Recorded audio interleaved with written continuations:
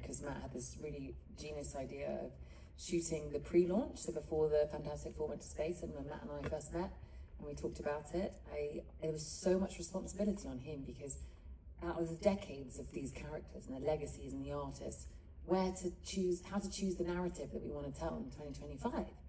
And I remember him saying, well, we don't want to do an origin story of how they got their powers, because, you know, that's maybe too expected, so perhaps we should start with the baby, and then, but obviously, I remember you saying that we have to acknowledge that these characters were human, and then they were forever changed by this, you know, this accident in space. And so we began in the pre-launch astronaut center, the space center. A complicated way of saying space center.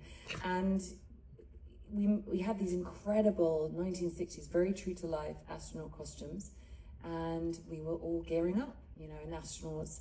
We studied them, we spoke to one. Matt did this amazing preparation rehearsal period with us where we got to really understand what it was like to actually be an astronaut. So that really grounded the film for us in a real tangible thing, you know, that was their job. And then they came back and they had to adjust and adapt to the world, and with their newness and their strangeness, and how they felt other and how they embraced that, and you sort of try to be part of the world again. But our first day was literally suiting up in these costumes, and it felt like we would, you know, it felt, going to space. And we were also nervous. I looked terrified. I think I do in the footage, to be honest.